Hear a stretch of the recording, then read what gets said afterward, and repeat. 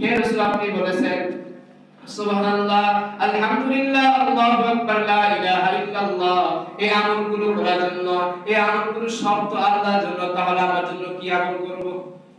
দেখেন সহজ সরল মানুষ তো সে বলে সুবহানাল্লাহ আল্লাহর জন্য, আলহামদুলিল্লাহ আল্লাহর জন্য, আল্লাহু আকবার আল্লাহর জন্য, লা ইলাহা ইল্লাল্লাহ আল্লাহর জন্য, তাহলে তুমি কি আমল করব?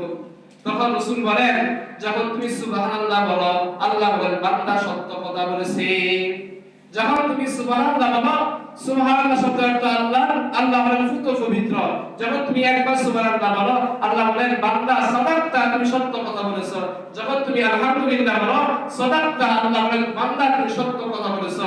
যখন তুমি আল্লাহু আকবার বলো আল্লাহ বলেন বান্দা সাদাকতা, তুমি সত্য কথা বলেছো।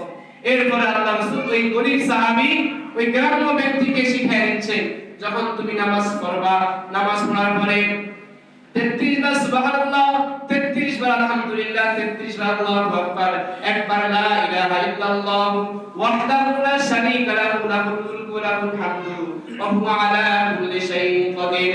আল্লাহ রাসূল বলেন যেই ব্যক্তি পাঁচ ওয়াক্ত নামাজে পড়ে, যেই ব্যক্তি প্রত্যেক ফরজ নামাজে পড়ে 33 বার সুবহানাল্লাহ, 33 বার আলহামদুলিল্লাহ, 33 বার আল্লাহু আকবার, একবার লা ইলাহা ইল্লাল্লাহ ওয়াহদাহু লা শারীকা লাহু লাহুল মুলকু ওয়া লাহুল হামদু ওয়া হুয়া আলা কুল্লি শাইইন করবে। আল্লাহ রাসূল বলেন যদি তার আমলনামার মধ্যে পাহাড় পরিমাণ গুনাহ লেখা হয়, আল্লাহ তার সব গুনাহকে আল্লাহ তাআলা এই সুবহানাল্লাহ পড়ার বিনিময়ে আল্লাহ তাআলা maaf করিয়া দেয়। 33 বার সুবহানাল্লাহ, 33 বার আলহামদুলিল্লাহ, 33 বার আল্লাহু আকবার, একবার লা ইলাহা ইল্লাল্লাহ ওয়াহদাহু লা শারীকা লাহু লাহুল মুলকু ওয়া লাহুল হামদু ওয়া হুয়া আলা কুল্লি শাইইন কাদির।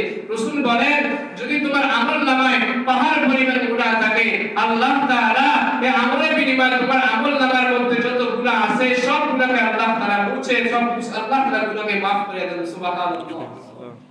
এরপর আল্লাহ রাসূল ওই গ্রাম্য ব্যক্তিকে আমল শিখাচ্ছেন। নামাজ পড়ার পর যখন আমলগুলো করবা এরপরে পড়বা আল্লাহুম্মা গফিরলি, আল্লাহুম্মা গফিরলি, আল্লাহুম্মা গফিরলি শব্দের অর্থ আল্লাহ আপনি আমাকে ক্ষমা করেন। যখন তুমি পড়বা আল্লাহুম্মা গফিরলি, আল্লাহ আমাকে ক্ষমা করেন, তখন আল্লাহ বলে ফাআলতু জামি, আল্লাহ তুমি ক্ষমা করে দেন। সুবহানাল্লাহ। যখন আপনি কি বলবেন আল্লাহুম্মা গফিরলি, আল্লাহ আমাকে ক্ষমা করেন, তখন আল্লাহ বলে ফাআলতু জামি, আল্লাহ তাআলা আমাকে ক্ষমা করলাম। সুবহানাল্লাহ।